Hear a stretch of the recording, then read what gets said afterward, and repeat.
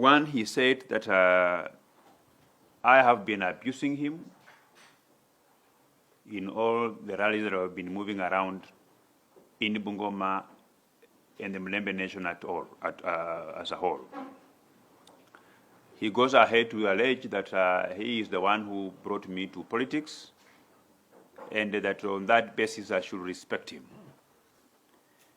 He went further to say that he bought me my first vehicle and that I lived in his house. When I first came to Nairobi as a member of parliament, that I gave me his house where I lived. I want to answer him as follows. And at the end of my press statement, the people of Mulembe Nation will know who is the conman between me and the CS for Defense Eugene Wamalwa, and who is insincere between me and the Honorable Eugene Wamalwa. I will be giving you evidence to support what I'm going to tell you. I joined politics in 2013. That was the first time that I attempted to rally the people of Kimilili constituency to elect me as their member of parliament. In 2013, I was with Musalia Mudavadi in a party called UDF. The Honorable Eugene Wamalwa was the party leader of New Ford Kenya by that time. His candidate was Nicholas Simiyu Toiwa in 2013 general elections. So while I was running as a member of parliament for Kimilili in 2013 in a UDF ticket, and he was the party leader of New Ford Kenya with his candidate, the late Nicholas Simiyu Toiwa, you can therefore know that he is not the one who brought me to politics, but he was the one fighting me not to be a member of parliament for Kimilili constituency, but we all lost. Myself and his candidate, we lost to Suleiman Murunga of Ford Kenya. So from that statement, you know who is telling the truth and who is perpetuating lies. The second thing he said that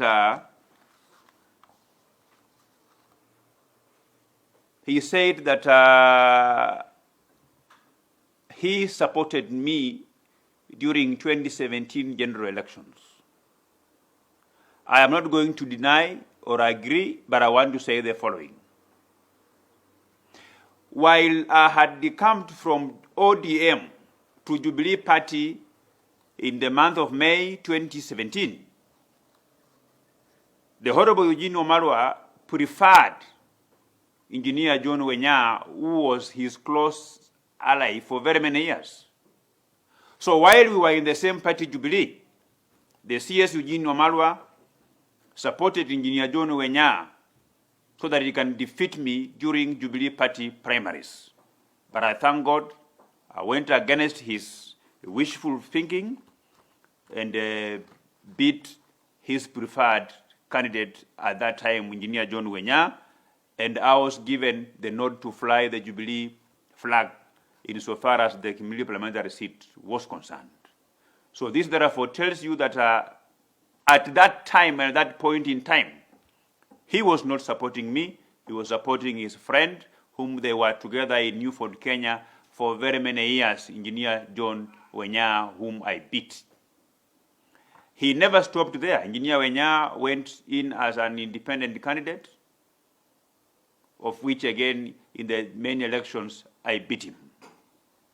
Now, when it was clear that I was the one to fly the Jubilee Party ticket, and Eugene Wamalwa was part of the bigger regional campaign team, of course playing a second fiddle to Ken Lusaka, who was the Jubilee point man in Western Kenya, he had no choice but then to support me. He attended all the political rallies that were organized in my constituency by Jubilee Party. And by that time, he could not have done otherwise but to support me. And notably, I remember there is this one meeting that he organized in a place called Musembe. Musembe is a place where Eugene was born. We went there, and the people of Musembe, I want to appreciate them that they voted me to a man. I got 95% of total vote cast at that time in that polling station. So if that is what makes him say that he supported me in my campaigns, I want to agree. But during my campaigns in that particular area, we agreed with the people of that particular area that they would vote for me, and in turn, I have to build their school, which is St. Michael Musembe Primary School. As I speak now, last year I put up 15 classrooms, and as we speak now, I'm going there next week to launch further 8 classrooms, bringing to a total of 23 classrooms. So I have paid his debt, awache makasiriko. The third thing that amazed me is his claim that he bought me the Prado when I came to Nairobi as a member of parliament. And I want to say the following.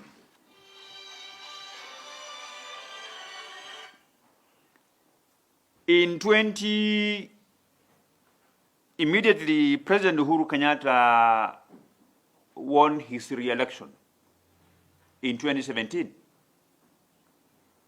He named his partial cabinet. Eugene Wamalwa was left out of Uhuru Kenyatta's partial cabinet in 2018. All the media houses reported that Eugene Wamalwa had been sacked. Eugene Wamalwa called me in a restaurant in Westlands. I met with him. The CS was literally crying. Was crying because he has been left out of the cabinet. And the newspapers and every media house reported that Eugene Wamalwa had been sacked. And he told me that the president has told him that he was going to appoint him as an ambassador for Kenya in Uganda, stationed in Kampala.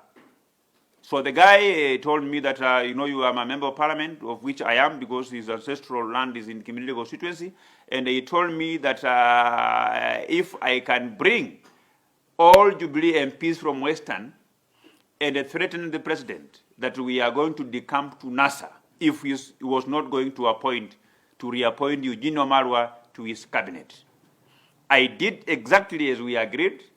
I tried to bring all the Jubilee MPs together for a press conference.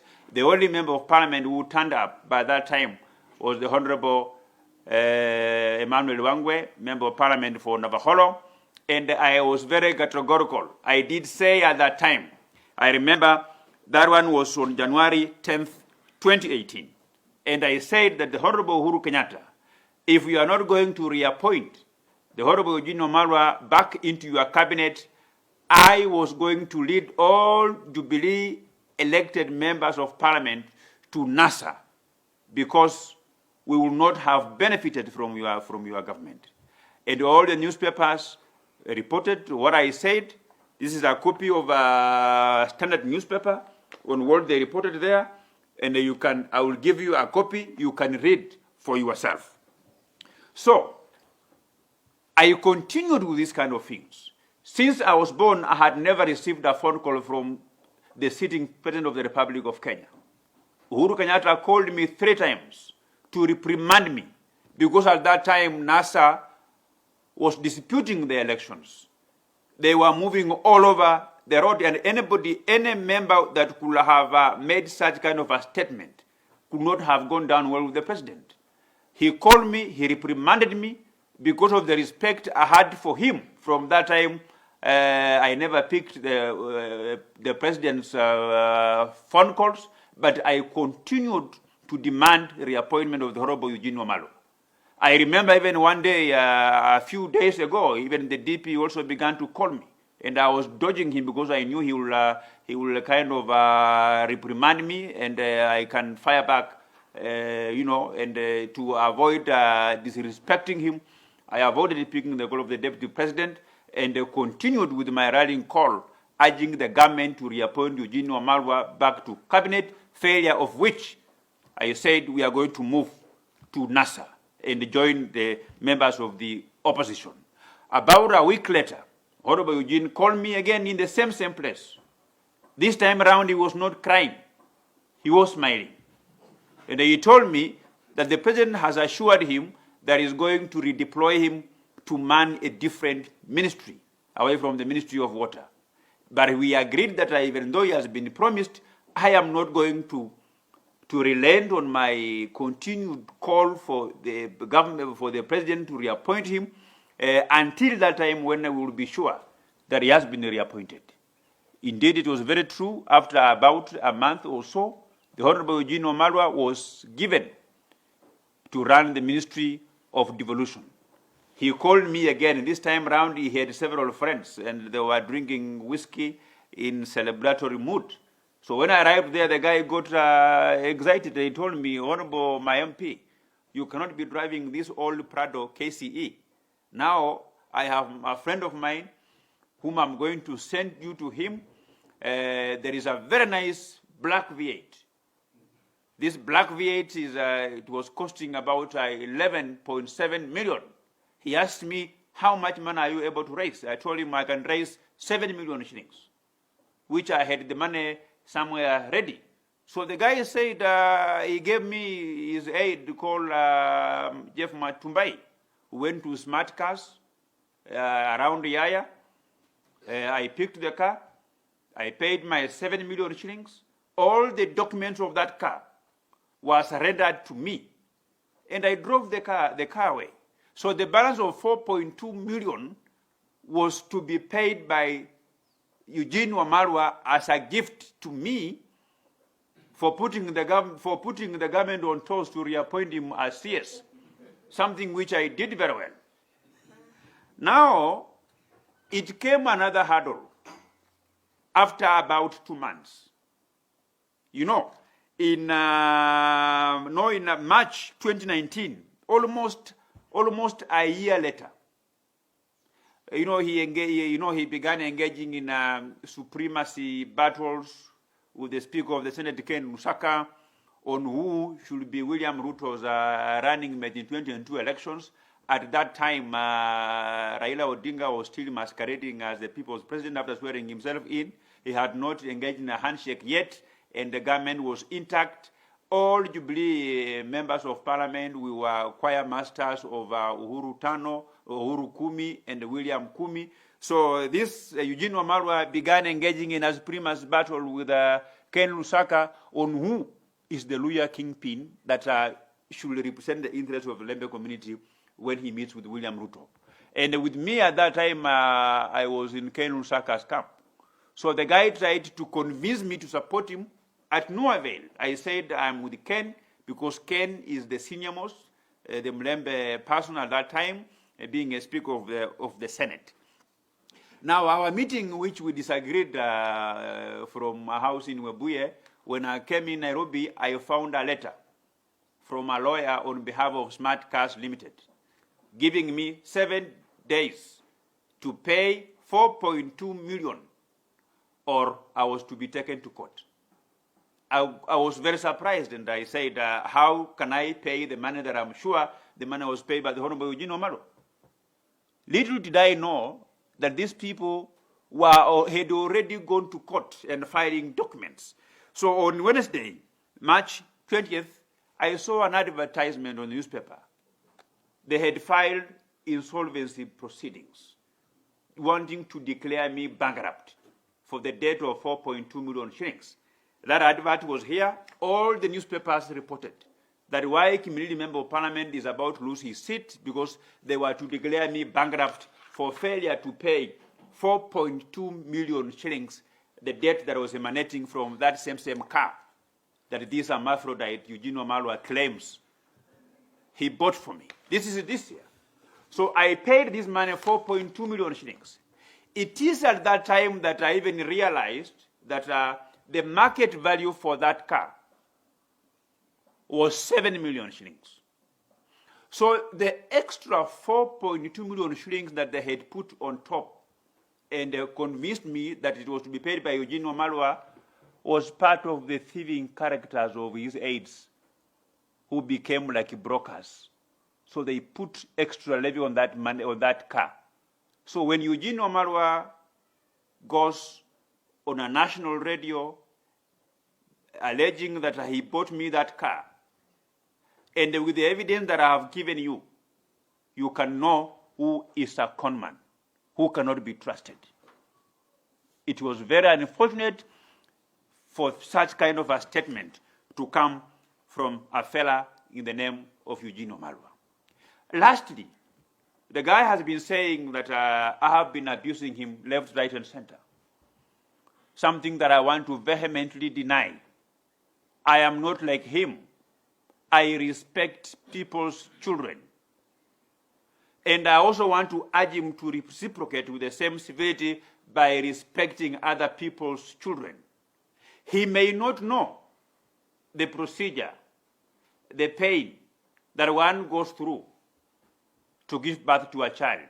He may not know the resources that one has to accrue to enable a child to grow to my age and to occupy my position.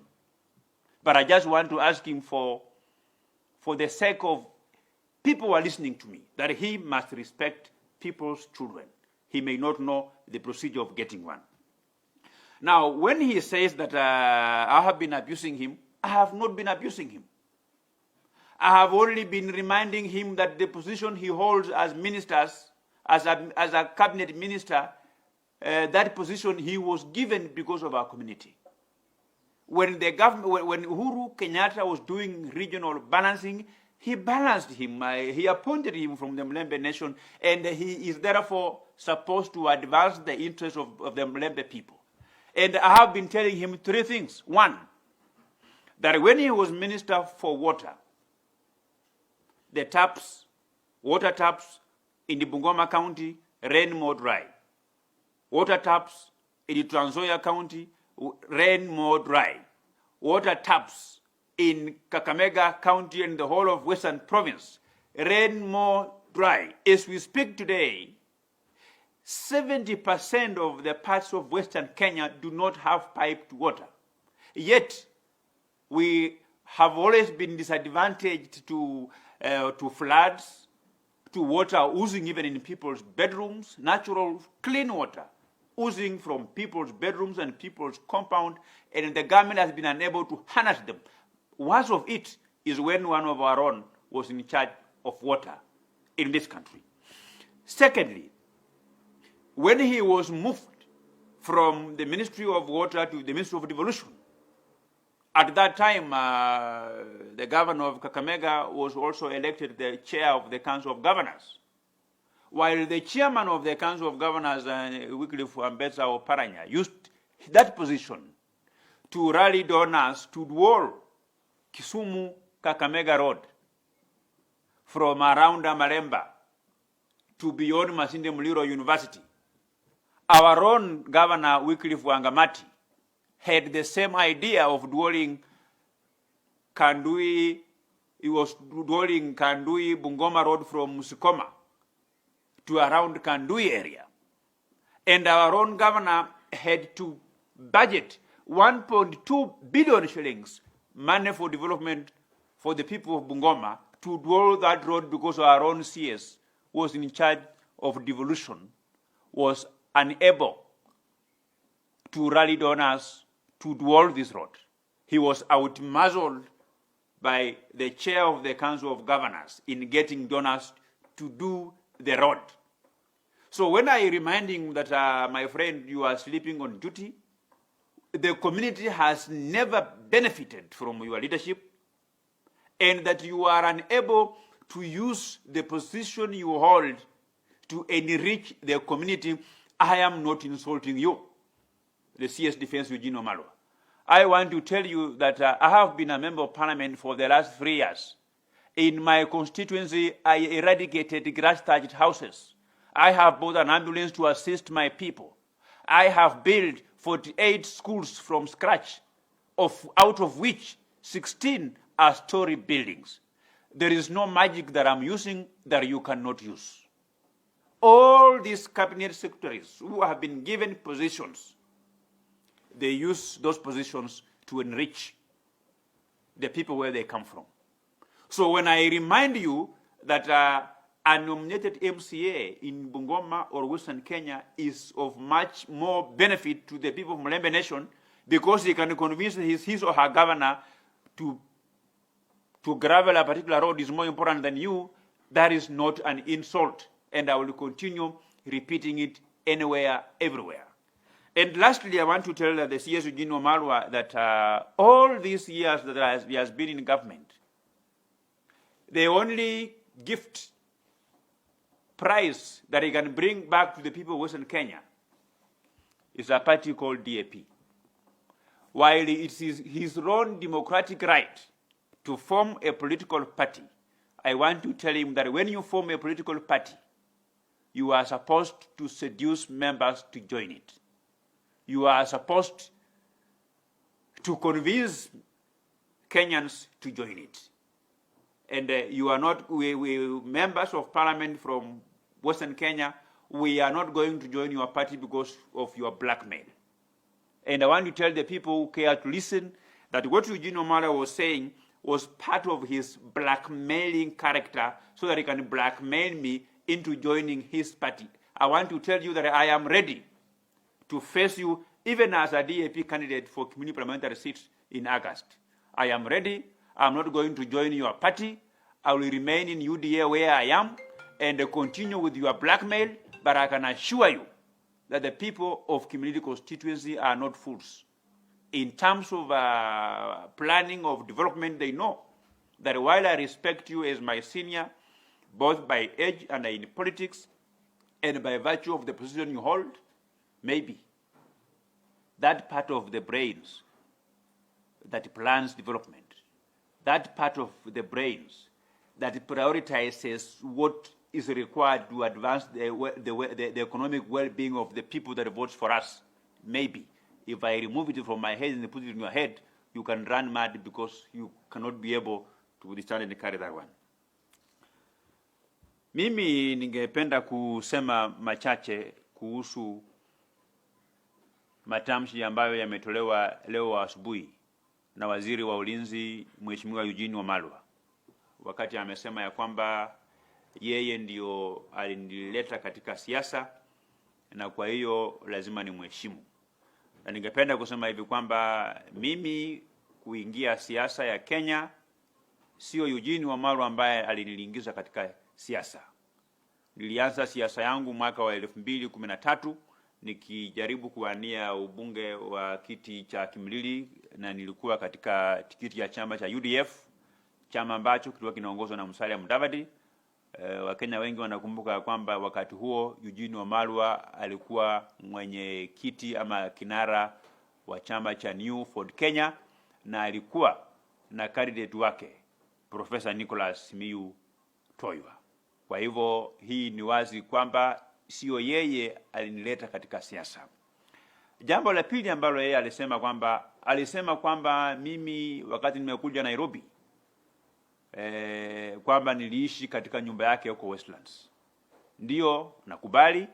Wakati nimefika Nairobi kama nimechaguliwa mbunge, na yeye aliniambia ako na nyumba apartment huko Westlands ambayo angependa kuniuzia na atanipatia muda, kwa sababu ilikuwa ninunue hiyo nyumba kupitia kwa mpango wa mortgage wa Parliamentary Service Commission, na akaniambia hakuna shida, hata kama itachukua muda miezi 2 miezi 3, nyumba ndio hii nimekupatia na funguo, wewe ishi ndani ukiendelea kuprocess payment kupitia kwa mortgage ya bunge la kitaifa. Na wakati nilipiana makaratasi kwa bunge la kitaifa ndio waweze kuprocess ili ninunue ile apartment yake, iligundulia kwamba ile nyumba haikuwa yake, alikuwa pia amenunua kwa mtu mwingine na alikuwa hajamaliza kulipa. Kwa hivyo ilikuwa na vitu vile ambavyo tunaita kwa Kiingereza encumbrance, na hiyo ikakosa kukutana na vile viwango ambavyo vilikuwa vimewekwa na PSC, na hiyo ndio ilifanya nikaondoka katika ile nyumba. Kwa hivyo sikuwa nakaa kwa ile nyumba yake katika ile nyumba yake free, nilikuwa nimekaa hapo ili nipange kupitia kwa mortgage ya bunge ninunue, lakini ilikuwa na encumbrances nyingi ambaye ilifanya clerk wa bunge ya kitaifa akaniambia nitafute nyumba nyingine na nikafanya hivyo, hiyo nyumba ikapatikana na nikanunua na nikaondoka. Yeye vile vile anasema ya kwamba alinunulia gari yangu ambayo mimi naendesha sasa hivi ya hii V8. Hii V8 alisema si kwamba alinisaidia kununua hii gari ya V8, lakini aliendelea kufanya mambo yake ya ukora na ya utapeli vile anajulikana kuanzia miaka mingi. Yeye baada ya mimi kupiga kelele na wabunge wengine akachaguliwa waziri tena, baada ya kufutwa na kuambiwa kwamba atapelekwa kuwa ambassador wa Kenya huko Uganda. Baada ya yeye sasa kuapointiwa tena Rais Uhuru Kenyatta, alifurahi sana, akaniita akaniambia kuna rafiki yangu anauza magari huko Yaya na ako na gari mpya ya V8 ambaye anauza shilingi milioni 11,700, na akaniuliza ni pesa ngapi ambayo ningeweza kuweka ndani ili balance yeye anilipie. Mimi nikamwambia pesa ambayo niko nayo ni shilingi milioni 7. Na tukaenda na wafanyikazi wake wa ofisi kina Jeff Matumbai, mimi nikalipa milioni yangu 7, nikachukua gari nikaondoka, na ile balance ya shilingi milioni 4,200 ilikuwa ilipwe na yule waziri Eugene Wamalwa. Baada ya mwaka mmoja mimi nikapata barua kutoka kwa wakili kwamba nimepatiwa siku 7 nilipe deni ya hilo gari, na nilipochelewa kidogo kwa sababu nilijua kwamba zile hela zililipwa na waziri Eugene Wamalwa. Waziri Eugene Wamalwa kupitia na ule wakili wa Smart Cars wakaendelea vile vile kufanya ule ukora wao, na wakaenda huko wakapeleka pia kule kotini na wakafile ile petition ya kutaka koti ili declare kwamba mimi nimekuwa mtu fukara, bankruptcy proceedings. Niliweka bidii nikatafuta zile shilingi milioni 4,200 nikalipa. Kwa hivyo matamshi yake kwamba alinunulia gari ni uongo mtupu, na ni kitu ambayo ilifanya karibu nikuwe declared bankrupt nikifikiria kwamba yeye alikuwa amelipa zile hela. Na ningeomba pia waziri Eugene Wamalwa akumbuke ya kwamba mimi ni kijana mdogo na pengine haelewi njia ambayo pengine mtu unaweza pitia ili upate mtoto. Haelewi matatizo ambayo mzazi anapitia ili alee mtoto afikie umri wangu na kiwango changu hii. Na ningetaka awaheshimu watoto ya wenyewe. Hawezi lala usingizi hapa Nairobi kama waziri miaka hii yote alafu uone ndoto yangu ya siasa inang'aa kuliko yako, ukafikiria utaamka tu leo asubuhi na kuniteremsha chini. Yeye ameshinda kila wakati akisema kwamba mimi nimekuwa nikimtukana. Mimi sijamtukana. Nilikuwa tu namwambia ya kwamba wakati alikuwa waziri wa maji, mkoa wa Magharibi ndiyo maji yalipotea zaidi katika taps zetu. Wakati amekuwa waziri wa devolution na bwana Wycliffe Ambesa Oparanya akiwa mwenyekiti wa council ya magavana hapa Kenya, gavana Wycliffe Ambesa Oparanya alitumia akili kuliko yeye, akatafuta wafadhili wakajenga barabara ya mji wa Kakamega kutoka single lane to dual. Na wakati sasa waziri gavana wetu wa Bungoma Wycliffe Wangamati alimutafuta kwa wakati mwingi zaidi ili pia amsaidie kama waziri wa devolution apate wale wafadhili ili waweze kujenga barabara kutoka Msukoma kwenda Kandui. Hakufaulu. Mpaka ikabidi gavana Wangamati akachukua hela ya wananchi shilingi bilioni 1,200,000 ndio akajenga ile barabara ya kutoka Msukoma kwenda mpaka Kandui.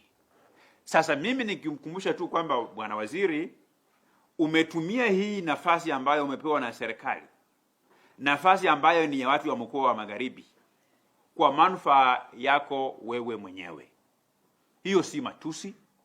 Wakati namwambia kwamba watu wa mkoa wa Magharibi hawakuli cheo chako, watu wa mkoa wa Magharibi hawakuli ile kitambaa ambayo unabeba kwa gari yako in the name of flying the Kenyan flag. lakini watakuwa na faida kama utatumia nafasi yako kuleta maendeleo katika mkoa wa Magharibi ule wa zamani, sababu hapo ndio baraka yako imetokea. Hiyo si matuzi, bwana waziri. Bwana waziri, mimi nimejua umeunda chama yako kipya ya DAP. Na katika hii chama yako unatafuta wafuasi. Sasa unatumia mbinu ya kublackmail sisi wajumbe. Wewe unasema ati sisi tumenunuliwa na naibu rais ili tukutukane wewe. Ningependa kukumbusha ya kwamba sisi wabunge ndiyo tulikusaidia tukakutafuta, tukaomba Rais Uhuru Kenyatta akakuteua kama waziri wa maji mara ya kwanza baada ya mwaka 2013. Wewe ulikuwa unasupport Musalia Mudavadi na hamkufanikiwa kushinda urais na hamkuunda serikali. Kwa hivyo wabunge ndio walikusaidia ukachaguliwa katika nafasi hiyo. Tena baada ya mwaka 2017 ulikuwa umeachwa na Rais Uhuru Kenyatta. Ulikuwa umeambiwa unapelekwa Uganda kukuwa ambassador wa Kenya huko. Sisi wajumbe tukaleta pressure kwa Rais Uhuru Kenyatta. Tukarai Uhuru Kenyatta, tukapiga magoti mbele ya Rais Uhuru Kenyatta. Akakuteua waziri wa devolution. Please, usitutukane. Kesho bado pia ni siku. Mambo ya Mungu ni mengi, haujui kesho itakuwa nini. Na mimi si ati mimi nakuogopa wewe bwana Eugene. Hata kama pengine ulinisaidia kwa wakati moja ama mwingine, hiyo haikukuwa insurance sasa kwamba ukilala kazini, ukizembea kazini, ukishughulikia tu tumba yako na familia yako, sasa hiyo haikukuwa sasa ati mimi ni nyamaze.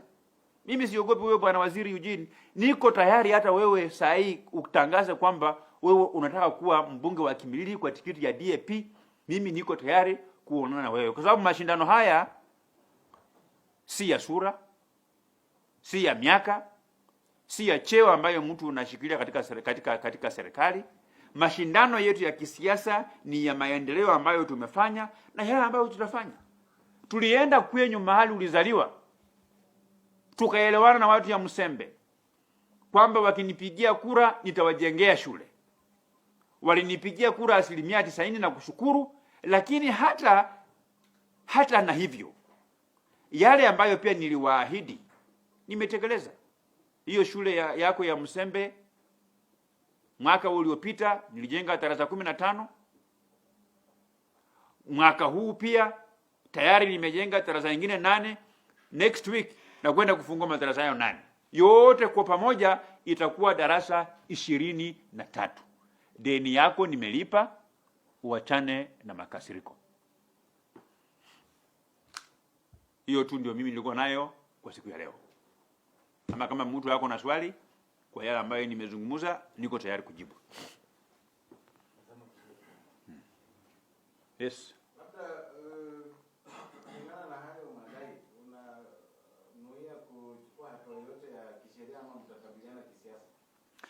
Hakuna hatua yote ya kisheria ambayo niweza chukulia huyu waziri Eugene Wamalwa.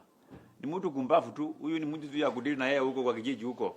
Hakuna haja ya kuenda waste time atinaenda kotini.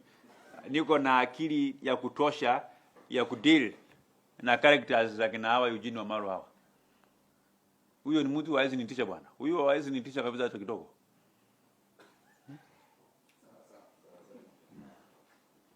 Asante sana. Yes, Barasa ndio.